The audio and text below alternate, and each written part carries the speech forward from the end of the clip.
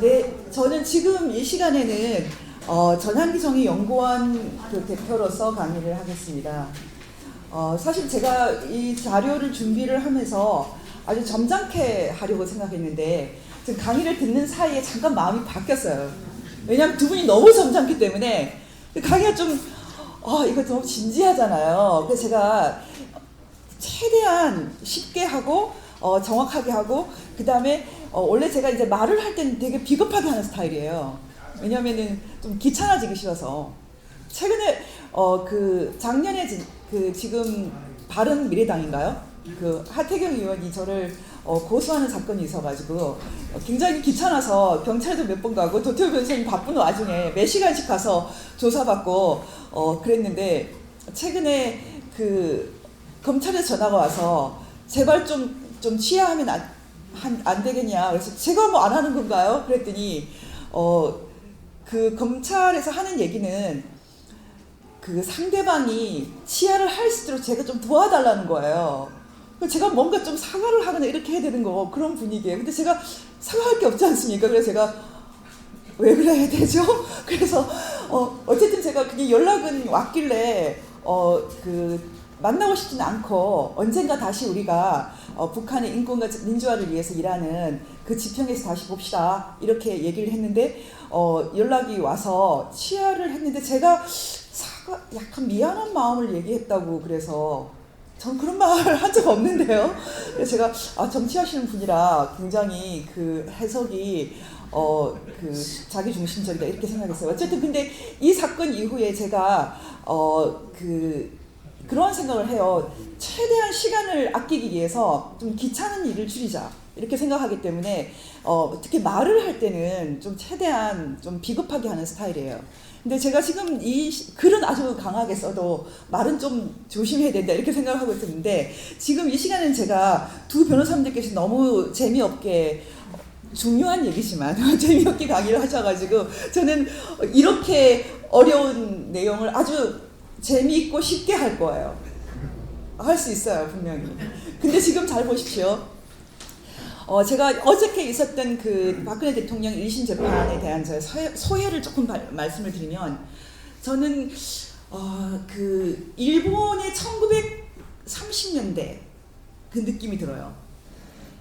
일본이 가난하고 못 먹고 못 살고 사실은 굶어 죽는 나라였어요. 여러분 아시겠지만 그 나라야마 부시코라는 그 소설을 보면은 일정한 나이가 되면은 자식들이 부모를 버리잖아요. 산 위로 올라가잖아요. 그래서 그 산 위로 이제 올라가는 그 어머니 얘기를 너무너무 아름답게 그려요. 정말 가슴이 저밀 만큼. 가끔 저는 요즘에 저희 어머니가 이렇게 병원에 계신데 집에서 안 돌아가시고 병원에서 돌아가시는구나 그런 마음 때문에 그 나라야마 부시코 생각이 날 정도예요.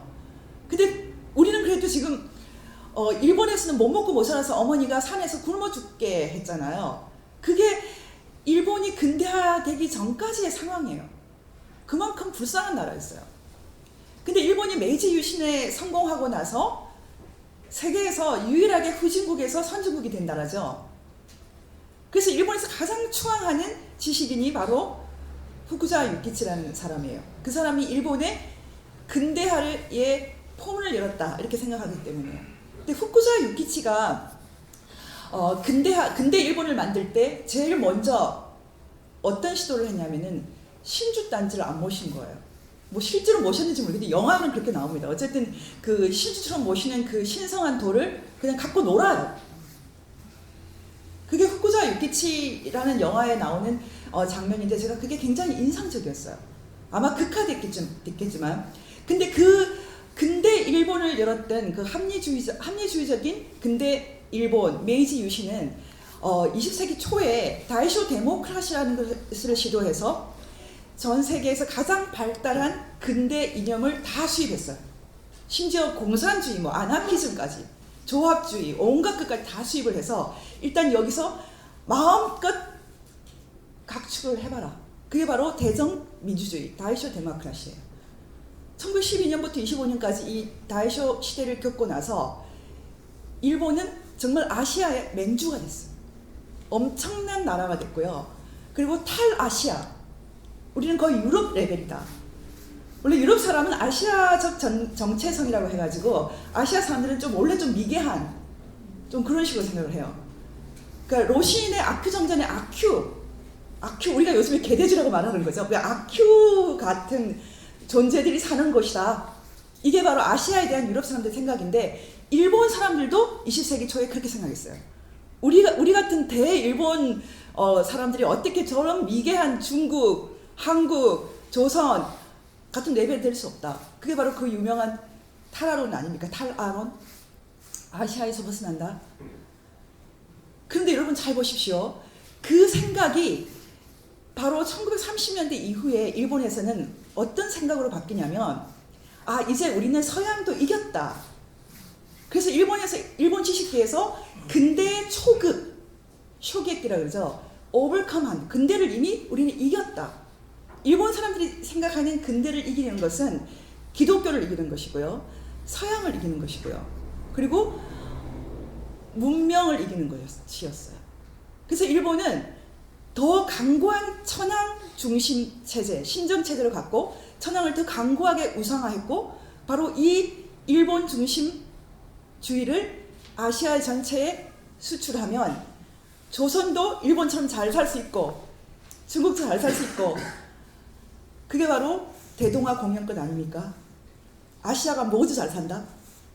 제가 지금 드리는 말씀을 학술적으로 고상하게 할 수 있지만 그냥 쉽게 다 풀어서 전문가가 아닌 사람들도 이제 알아보자는 거예요. 1930년대 이후에 일본 근대 초국론이라는 것은 이제 서양에 대해서 일본이 승리를 구가하는 그런 생각이었어요. 그 일본은 진주만도 공격했어요. 참 생각하면 참 엄청난 겁이 없는 거죠. 근데 그렇게 할 수 있고 끝까지 일본에서 가장 긴 하루라는 영화를 보시기 바라는데요. 심지어 핵공격을 당하고 나서도 끝까지 싸우겠다고 생각하는 일본인들이 많았죠. 결국 제가 왜 이 얘기를 먼저 꺼냈냐면 저는 지금 어제 그 선고를 보면서 저는 보지 않았어요. 왜냐하면 제가 생중계 반대하는 가처분 신청을 하는 도 변호사님을 도와서 기사를 열심히 썼기 때문에 보지 않았고 그냥 결과만 들었는데 저는 일본의 근대 초급론 그 생각이 났어요. 말하자면 1948년에 대한민국이라는 것은 사실은 자유인의 공화국이 등장한 거예요. 1948년 8월 15일 건국, 그것은 반만년 역사에서 나라가 처음 생긴 건 아니죠. 우리가 개천들도 있고 고조선 생각하면 나라 여러 개 만들어졌죠. 이 한반도에서 첫 나라가 생긴 건 아닙니다. 하지만 적어도 우리가 왜 대한민국 건국이라고 부르냐, 그것은 이 한반도에 살았던 사람들 중에 1948년 8월 15일 이후의 사람들은 이제 자유인의 공화국에 살게 된 거죠. 여러분 그게 너무 엄청난 사실 아닙니까? 이승만 대통령이 그런 얘기 취임 연설에서 하셨어요. 원래 젊은 사람들은 좀 이렇게 저항하는 거야. 괜찮아. 그것도 민주주의의 일부야. 그런 마음을 가지고 주사파, 주체사상파, 민주파, 공산주의자들까지도 이 자유의 공화국에서 숨쉬고 살 수 있다라는 것, 그런 마당을 열심히 우리가 깔아주셨죠. 엄청난 자부심 속에. 그래 너희들은 그렇게 해라. 우리는 열심히 일할게. 그래서 우리가 대한민국을 산업화와 민주화에 동시에 성공한 국가라고 말하고 있지 않습니까? 그 대한민국이 어제부로 마치 1930년대 일본처럼 다른 가치 세계로 넘어가는 게 아닌가, 저는 그런 생각이 들었어요. 왜 그런 생각이 들었냐면 자유인의 공화국이라는 것은 각 개인의 권리와 기본권을 보장하는 것이 핵심이고 개인이 우주인 게 핵심이에요. 그리고 바로 그 자유인의 공화국이 누리고 있는 형사소송법, 한국의 형사소송법은 일본에서 만들어진 것이 아니라 거의 미국 형사소송법을 갖고 온 거예요. 제가 미국에서 형사소송법 중에서도 연방 형사소송법을 그 노틀담 대학에서 국제인권법이 가장 발달한 대학이죠. 거기서 들었는데요. 한 학기 내내 처음부터 끝까지 그 흑인 교수가 맨스레아라는 걸 강의했어요. 맨스레아가 뭐냐면 그 범죄 의도가 있었나 없었나. 그러니까 증거가 아니라요. 첫 시간부터 끝 시간까지 이 연방 범죄 FBI 잘 아시죠? 경찰. 그 연방 형법이라는 것은 무시무시한 거예요. 그 연방 형법을 실제로 그런데 다루는 법률가들 입장에서는 그래서 너무 공포의 법이기 때문에 함부로 다루지 않는 거예요. 그래서 이 범죄를 저지른 사람이 정말 맨스레아가 있었느냐, 범죄의 의도, 인텐트가 있었느냐, 이걸 엄격하게 다루는 거예요. 그리고 또 하나는 증거의 수준이 있어요. 그 증거의 수준이라는 것은 형법 증거는 정말 확실해야 돼요. 그래서 그것을 합리적 의심의 여지가 없는 증거라고 해요. Beyond reasonable doubt이라는 게 증거의 수준을 말하는 거예요. 근데 민법 증거에는 미국에서도 민법 증거에서는 좀 정황 증거도 좀 참고를 해요. 그리고 더 낮은 수준의 증거도 있어요. 여러 가지 단어를 써요. convincing evidence란 말도 쓰고 preponderance라는 그런 단어도 써요. 근데 형법에 대해서는 반드시 beyond reasonable doubt이라는 단어를 써서 빼도 박도 못하는 확실한 증거가 없으면 살인범도 무죄가 됩니다. 여러분, 미란다의 그 미란다가 굉장히 나쁜 놈이에요. 아리조나 사람인데 그 미란다가 1965년 그 경에 이 판결이 났는데요. 미란다는 강간하고 강도하고 뭐 정말 형편없는 사람이에요. 근데 미국 연방 헌법에 따라서 이 사람이 자기 권리를 충분히 고지를 못했다, 몰랐다. 그 권리라는 것은 변호사의 뭐 조력을 받을 수 있는 권리라든지 뭐 이런 거예요. 근데 그 사람이 그것을 가지고 싸워서 무죄 방면이 돼요. 무죄 방면돼서 1년도 안 돼서 술집에서 싸우다가 살해됐어요. 천벌받아 죽은 거죠. 천벌받아 죽을 지언정 왜 그렇게 엄격하게 형사소송법을 적용하냐면 다른 사람들을 위해서예요. 정말 선의의 피해를 받는 다른 피의자 한 사람을 위해서. 그리고 또 한 가지 원칙이 더 있어요. 그것은 바로 누가 카드라는 증거를 함부로 쓰지 않는 거예요. 미국 증거법에서 미국은 증거법이 정말 어려워요. 에비던스 로우라는 게. 한 학기 내내 이 말이 증거로 쓸 수 있는 말이냐, 안 쓸 수 있는, 못 쓰는 말이냐. 그거를 하는데 전 정말 머리가 터지는 줄 알았어요. 지금도 모르겠어요. 그래서 누가 뭐라고 했다라는 것이 그걸 hearsay라고 그래요. hearsay. 전문 증거라고 그러는데요. hearsay가 거의 받아들여지지 않아요. 누가 뭐 말한 것은 소용이 없어요. 미국 법정에서. 그런데 지금 한국에서 대통령 탄핵과 관련되어 있는 형사재판에서 가장 높은 수준의 증거와 가장 높은 수준의 전문 증거 수용에 관한 원칙을 적용해야 되는데 솔직히 말해서 증거가 뭔지 모르겠어요. 6개월 내내 도태우 변호사님을 따라다니면서 도대체 어떤 증거가 있는지 물었어요. 서로 몰라요. 그런데 24년이 남았어요. 살인범보다 더해요. 소름이 끼쳐요, 저는. 우리나라가 자유인의 공화국을 만들어서 드디어 북한에도 이 자유인의 공화국을 확산할 수 있다라는 그런 엄청난 그런 가슴 뚫리는 순간이라고 생각을 했어요.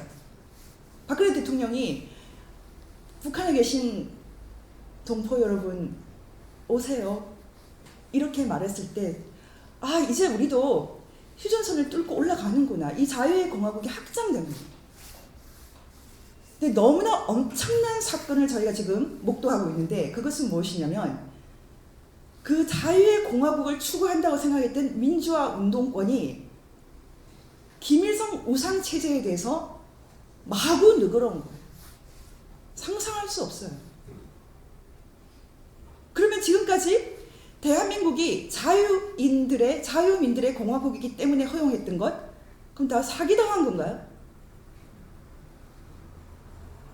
지금 이 순간에는 한국 사람이라면 누구나 모두 내가 앞으로 이제 자유인의 공화국에 계속 살 것인가? 아니면 자유 별로 없는 인간을 신으로 하는 뭐 목택동 동상을 세워놓는 중국처럼 김일성 동상을 세워놓고 뭘 해볼 수 있는, 집집마다 초상화 그려놓고도 살 수 있는, 지금 한국인들의 상당수는 가능한 것 같아요. 전 못해요. 근데 저는 차라리 집에 초상화 붙여야 되는 순간이 오면 그냥 뭐 죽든지 사생결단 낼 거예요. 자유가 좋아요.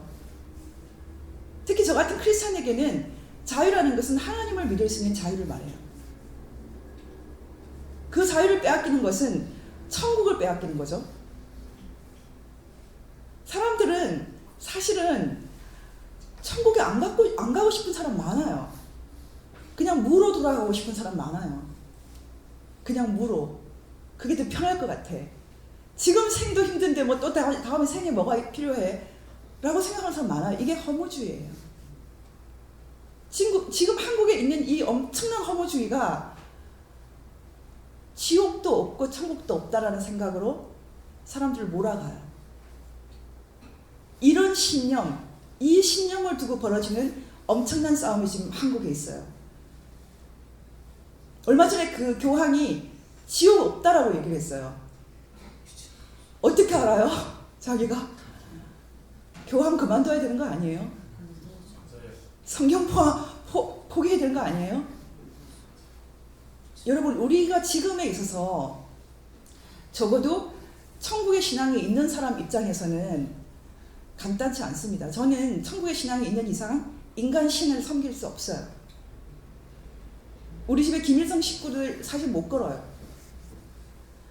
이렇게 투명하고 단순한 선택을 해야 될 때가 지금 한국인들에게 왔습니다. 여러분 모두 자유인의 공화국을 계속 누릴 것입니까? 이제 각자 선택을 해야 돼요. 한국 사람들의 60%, 70%가 싫다고 하면 저도 묻어가야겠죠. 지금 그 상황에 왔어요. 이제 다시 본론으로 돌아가겠습니다. 1948년에 대한민국이 만든 나라가 사실은 굉장히 기적과 같은 나라였고 만들기가 힘든 나라였어요. 이렇게 힘든 나라를 만든 이승만 대통령이 자기 마음으로 만들었겠습니까? 그래서 이승만 연구자들은 신탁을 받았다는 말을 해요. 이 사람에게 신탁이 있었다. 그런 것 같아요. 개인적으로는 저희가 지금 MPK가 하는 일도 일종의 신탁이 아닌가라는 생각을 많이 해요. 도태우 변호사도 그렇고 여기 같이 하는 사람들 중에 뭐 못 먹고 못 사는 사람 없어요. 다 중산층 중상 왔다 갔다 하는 분들이고 이 일하고 상관없이 잘 살 수 있는 분들이에요. 그런데 왜 이 고생을 하고 있겠습니까? 그것은 내 마음이 아닐 것 같아요. 어떤 면에서는 지금 우리가 지키려고 하는 이 자유인의 공화국은 하늘에서 내려온 선물이 아닌가. 그리고 이승만 대통령은 그 선물을 우리에게 나눠주는 역할을 한 게 아닌가. 처참하다. 그런 생각이 들어요. 그래서 저는 항상 이렇게 마음이 힘들 때 이승만 대통령을 생각해요. 그분의 그 사명을 다 하고 그 길을 다 끝낸 그 모습이 아름다워요. 이렇게 어떤 나라를 세울까라는 그 고민 속에서 지금 우리가 아주 중요한 기로에 서 있는데요. 그 기로에서 상징적으로 만나는 사건이 5.18입니다. 그리고 4.3입니다. 지금 저는 이 5.18이 헌법 전문에 지금 들어가면 안 된다라고 생각하는 이유는 지난달에 2달 전에 국회에서 진상규명특별법을 다시 만들지 않았습니까? 5.18 진상의 규명이 안 됐어요. 여러분 지금 이 얘기는 잘 들으셔야 돼요. 지금 제가 전환기 정이라는 말을 썼는데요. 제가 전환기 정의 연구원 원장으로 되어 있잖아요. 지금 전환기 정의 연구원에서 하고 있는 일은 6.25 전쟁 문제를 다루고 있어요. 근데 잘 보십시오. 이 전환기 정이라는 말은 어려운 말처럼 들리지만 아주 쉬운 말입니다.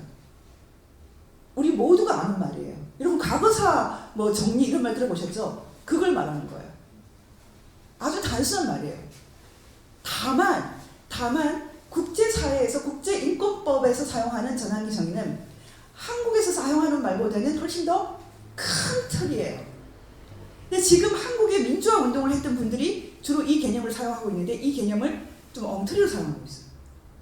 이 개념을 대표적으로 사용해서 강수 문제에 대해서 글을 쓴 분이 조국 교수예요. 지금 민정수석이에요. 지금 민정수석이 쓴 페이퍼를 보시면 Transitional Justice in Korea, Legally Coping with Past Laws After Democratization. 그러니까 민주화 이후에 과거사에 대한 법적인 대응, 이런 주제예요. 이게 바로 조국 교수가 10여 년 전에 쓴 Transitional Justice in Korea라는 논문이에요. 전환기 정의에 대한 어떻게 보면 가장 전문가인데 이분은 이 개념을 너무나 좁혀서 쓰고 있기 때문에 사실은 아주 엉뚱한 얘기를 해요. 이분이 어떤 얘기를 표현을 썼냐면 제가 그대로 한번 읽어드리겠습니다. 2013년 5월 20일에 CBS 라디오 그 김현정의 뉴스쇼에서 이런 말을 했어요. 지금 일베에서 계속 북한 개입설을 얘기하지 않습니까?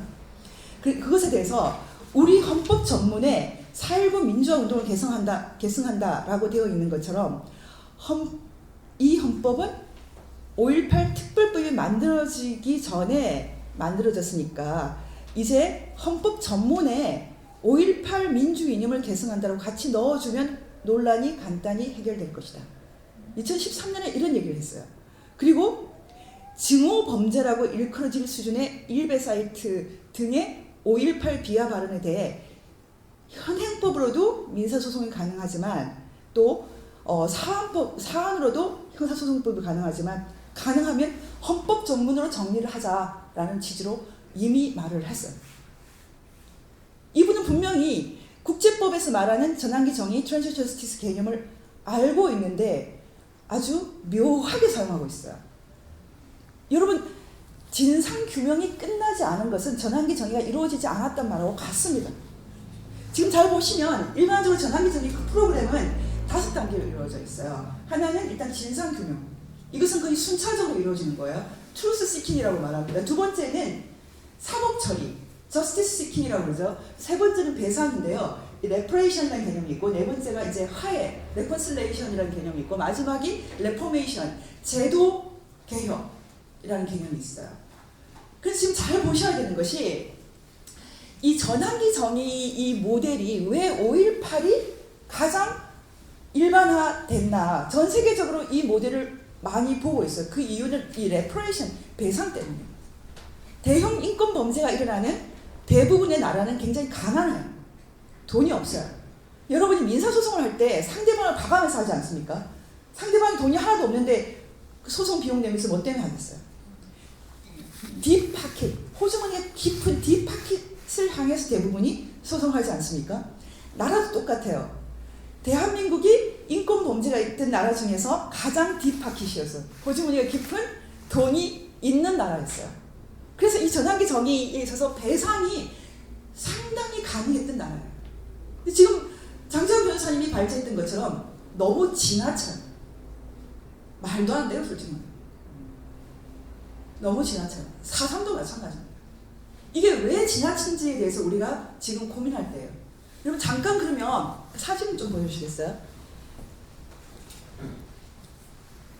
지금 저희는 사실은 이 자유민의 공화국 이 이념을 휴전선 이북으로 확장시키는가, 이 엄청난 과제 앞에서 사실은 진정한 전환기 정의의 과제를 6.25 전쟁을 통해서 해결해야 됩니다. 4.3도 6.25 전쟁에 대한 이해 없이는 이해될 수 없고, 그 다음에 5.18도 마찬가지. 5.18에 있어서 지금 진상규명이 안 되는 핵심적인 부분이 무기고 관련되어 있어요. 얼마 전에 그 전두환 대통령이 글을 썼을 때, 책을 썼을 때, 이 책은 전두환 해고록은 개인적으로 깜짝 놀랄 만큼 엄청난 필력을 자랑하는, 물론 직접 안 쓰셨겠죠. 근데 굉장히 좋은 명저예요.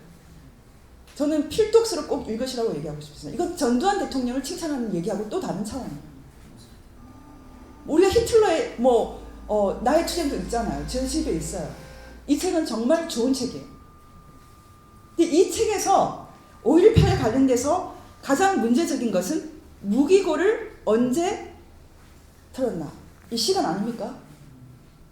이 시간이 왜 문제가 되겠습니까? 누가 먼저 폭력을 썼나? 라는 문제도 있고, 자력으로 했나? 그래서 북한 개입설도 들어오지 않습니까? 저는 그것 자체에 대해서는 잘 몰라요, 개인적으로. 또 강수의 얘기는 안 믿어요. 가끔 사람들이 내 친구들을 강수였다고, 탈북자 친구들을 얘기하는데 막 웃음이 나거든요. 이런저런 신화가 많이 유포되어 있고 틀린 것도 있고 맞는 것도 있지만, 이런 얘기들이 나올 수밖에 없는 배경이라는 것은 사실적인 어떤 의문 때문에 존재한다. 잘 보십시오. 여러분, 이게 뭡니까? 이게 지금 바로 6.25 때 피살된 사람들의 시체예요. 잘 보세요. 지금 제가 이 사진들을, 다음 장도 보여주세요. 이 사진들을 왜 갖고 왔냐면, 여러분 6.25 때 몇 명이 피살됐습니까? 혹시 아는 분이 계세요? 6.25 때 우리가 전쟁을 다룰 때 세 층으로 나눠요. 정치가의 전쟁이 있고, 그 다음에 군인의 전쟁이 있고, 민간인의 전쟁이 있어요. 그게 바로 아주 고전적인 전쟁론, 클라우즈비츠의 전쟁론에 나오는 얘기예요.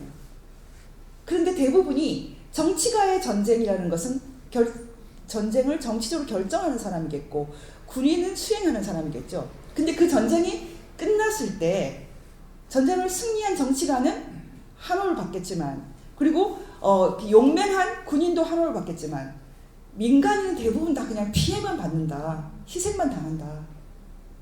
그 가장 대표적인 것이 6.25 전쟁이에요.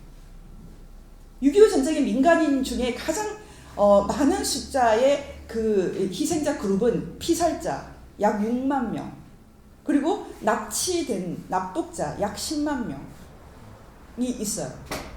정확한 숫자는 5만 9천, 그건 말씀 안 드릴게요. 외우기가 힘드니까 그냥 간단하게 피살 6만, 납북 10만으로 그냥 대충 외웁시다. 그 사람들은 그냥 피해를 그냥 당하고 살아요. 피살자에 대해서 특별법 없어요. 이분들. 근데 잘 보세요. 굉장히 놀라운데요. 가장 많은 사람들이 6만 명 중에서 어느 도에서 제일 많이 이렇게 학살됐을까요? 압도적으로 전라남도. 전라도에서 80% 이상이에요. 영광에서만 2만이 넘어요. 정말 이 전라도 땅이 눈물이 나는 땅이에요. 광주도 너무나 슬퍼요. 제가 대학 다닐 때 매일 울고 다녔어요. 정말로. 광주 그 5.18 기념식에 늘 갔었어요. 그리고 그 슬픔이라는 거는 말할 수 없어요. 눈물이 나는 땅이에요. 저는 전라도를 돌아다니면서 기도 많이 해요. 늘 가슴이 아파요.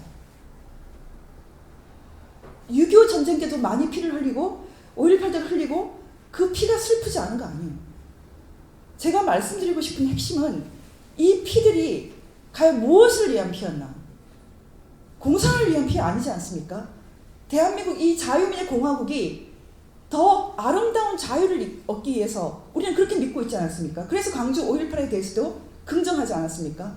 세금을 많이 쓰면서도 배상하고 보상하려고 하지 않았습니까? 근데 그 정신이 북한을 용인하고 북한 우상체제를 인정하고 그런 식으로 흘러간다면 그건 배신 아닙니까? 제가 지금 말씀드리고 싶은 것은 광주에 대해서 신화하지 마라. 정말 전하기 정의 국제법 전문가라면 조국 교수님 법률가잖아요. 그럼 사실에 대한 용기를 가져야 됩니다. 북한 개입 안 됐으면 왜 안 됐는지 규명을 해야 되고요. 분명하게 해야 돼요. 그리고 무기고에 대한 그 시간, 전 대통령이 오전이라고 했으면 왜 오전이 아닌가 규명을 해야 돼요. 책을 판금시키면 안 돼요. 정말 우리가 헌법에도 이 5.18이 들어간다는 것은 이 대한민국 공동체의 자유를 확산시키고 인권을 확산시키고 이 공동체를 더 아름답게 만드는 데 기여했기 때문에 들어가는 걸 거예요. 용기가 필요합니다. 저희가 진상규명에 대한 용기가 필요해요. 지난 2달 전에 진상규명특별법을 만들었는데 어떻게 지금 트랜지셔널 저스티스 첫 단계에 있는 사건이 완성이 된 것처럼 헌법에 들어갑니까? 대충 헌법이 그렇게 대충 만드는 건가요? 조 교수님 트랜지셔널 저스티스 전환기 정의 그런 거 아닙니다. 전환기 정의라는 개념의 가장 대표적인 신뢰는 사실은 2차 대전이 끝난 이후에 독일과 일본 문제를 어떻게 처리할 것인가. 전범들 쭉 세워놓고 그냥 죽여버려? 그렇게 안 하겠다고 결정하고 만든 게 바로 이 두 개의 거대한 법정이었어요. 그것을 전환기 정의의 오리진, 시원이라고 말합니다. 역사적으로 너무나 중대한 인권범죄, 사건이 있었을 때 그 사건을 우리가 가능하면 후대에 교훈을 남기면서 그리고 최대한 평화롭게 정착시키자라는 생각으로 만든 게 이 전환기 정의라는 개념이에요. 그래서 이 전환기 정의를 통해서 2차 대전을 우리가 처리했기 때문에 국제적으로 처음으로 인권 레진, 인권 기구, 그리고 인권 원칙이 생겨요. 그 인권 원칙이 가장 대표적인 것이 상관이 명령해도 책임이 있다라는 거예요.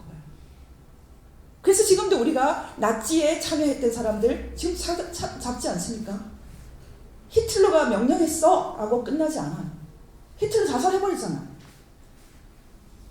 상관이 명령해서도 인간에게는 보편적인 양심과 이성이 있기 때문에 그 판단에 따라야 된다라는 니른베르크 원칙이 확립된 것이 바로 이 2차 대전 청산 메커니즘 때문이고요. 지금 한국에 필요한 것은 바로 이 6.25 전쟁에 대한 청산 메커니즘이 필요한 것이지 지금 개별 사건들을 가지고 사실은 전환기 정의라고 말하기 힘들어요. 그냥 과거사 정리예요.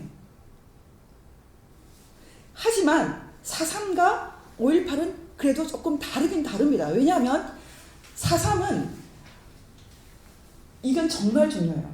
4.3은 어떤 나라를 만들까 했을 때 남노당의 아이디어도 우리가 좀 받아들일 수 있었나?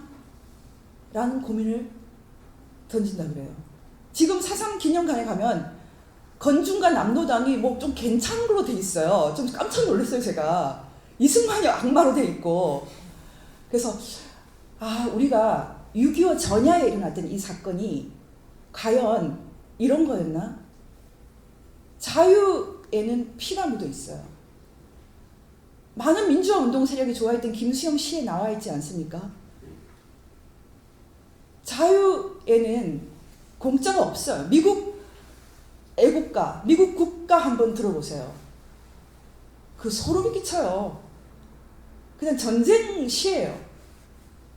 자유라는 것은 공짜로 얻어지는 게 아니라는 것을 지난 한국 70년 역사가 알고 있는데 지금 이 자유를 누리고 있는 대한민국 사람들은 공짜라고 생각하는 것보다 더 심각한 것은 자식들에게 자유를 안 물려주려고 한다는 거죠.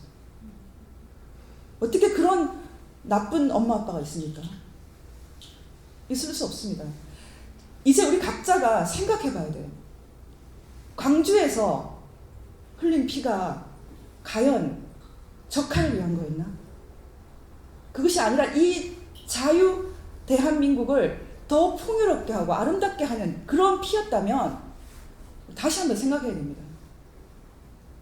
어떻게 지금 인간을 신으로 만들어서 인류 역사상 가장 잔혹한 정말 상상도 할 수 없어요. 북한 인권 문제를 들여다보십시오.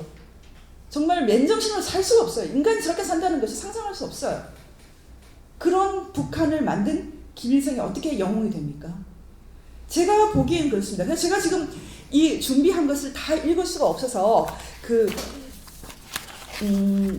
처음에는 학술적으로 준비하다가 그 두 변호사님이 너무 법률적으로 말씀하셔서 제가 여러분들이 좀 덜 심심하게 웅변을 하는 바람에 제가 다 할 수가 없어가지고요. 마지막 부분에 있는 우리나라 대한민국 건국 대통령의 취임사의 일부를 읽어드리고 마치고 싶어요. 여러분 정말 우리가 자유민의 공화국, 서울대 경제학과 이영훈 교수님이 이 얘기 잘 하세요. 그분은 어디 가서 강의할 때 다 같이 만세 부르면서 우리나라의 건국 자유민의 공화국이 등장했다라고 이렇게 같이 말한대요. 전 가슴 뚫립니다. 저는 4.3을 최초로 하셨던 박명림 교수, 이번에 남북정상회담 자문단에 들어가 계시던데 그분은 말을 참 특이하게 하세요. 남로당이 나빴지, 남로당이 내가 먼저 시작을 한 거지 4.3. 그렇지만 양민을 그렇게 학살하면 되겠어? 늘 그렇게 말해요. 그래서 누구나 속아요. 저희 친구랑 어저께 굉장히 길게 얘기를 해봤어요. 그랬더니 박명림 교수에 대해서 한마디로 얘기를 했어요. 너무 정직하고 거짓말을 하지 않는다. 하지만 XXX라고 말했어요. 그게 뭘까요? 박명림 교수가 늘 그렇게 말해요. 남로당이 잘못했지, 도발했지. 하지만 그렇게까지 심하게 대응하라고 했나? 근데 그분이 재작년인가 중앙일보에 건국절 제정을 결사 반대하는 평론을 썼어요. 건국절을 결사 반대하는. 왜 결사 반대합니까? 대한민국 한반도 반만년 역사에서 1948년 8월 15일 그날 그 헌법, 그 자유민주주의 헌법, 인간 개개인이 노예 상태에서 벗어나서 자유를 얻는 것이 얼마나 엄청난 거예요. 세계에서 가장 노예가 많았던 나라가 조선이에요. 자국민을 종모법에 의해서 40%까지라고 하죠. 노예로 만들었던 그런 나라였어요. 그리고 일제시대가 또 우리 민족을 노예로 만들었고 김일성이 또 노예로 만들어요. 이 처참한 한반도 우리 민족사에서 한 사람 한 사람이 권리가 있다. 그런 엄청난 역사가 시작된 1948년 8월 15일을 왜 우리가 셀리브레이트 할 수 없나요? 그분이 아주 이상한 말을 했어요. 미국에도 없다. 미국에도 인디펜던스 데이를 7월 4일을 하는데 미국에도 없는데 뭘 만들어? 그런 식으로 얘기했어요. 미국의 7월 4일은 사실 이런 비슷한 날이에요. 미국은 분단되지 않았죠. 그래서 굳이 필요가 없어요, 더 이상. 그런데 우리는 특별해요. 이 한반도 역사에서 진정한 자유와 인권이 있는 나라가 그 헌법이 등장한 최초의 날이에요. 70년입니다, 이제. 정말 넉 달 남았어요. 70년이. 그 넉 달 안에 대한민국이 어떻게 될까?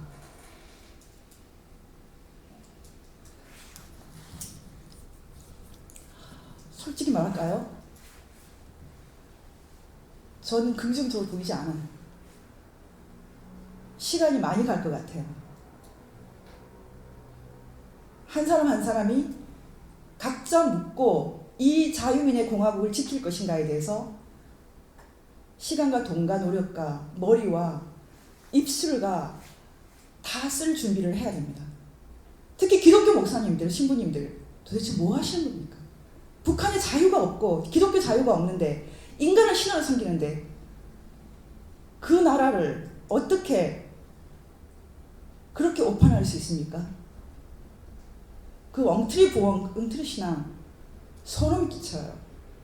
이제 각자 기독교인들은 예수님 앞에서 다시 물어보시고, 그리고 대한민국을 사랑하는 사람들은 신앙과 관계없이 우리 각자 누리고 있는 자유와 인권, 이게 정말 공짜인지 각자 생각해 봤으면 좋겠습니다. 그리고 5.18 민주화 운동을 했던 내 친구들, 지식인들, 똑똑한 사람들, 공부 잘했던 사람들, 대학 교수, 변호사, 왜 애들한테 잘못된 나라를 물려주려고 합니까?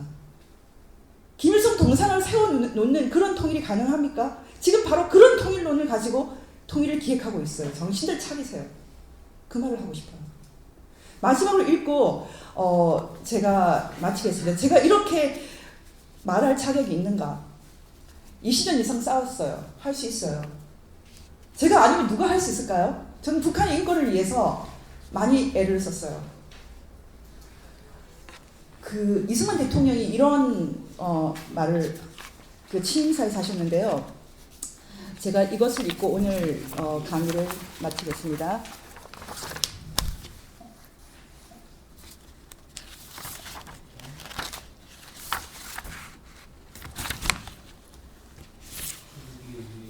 제가 읽겠습니다.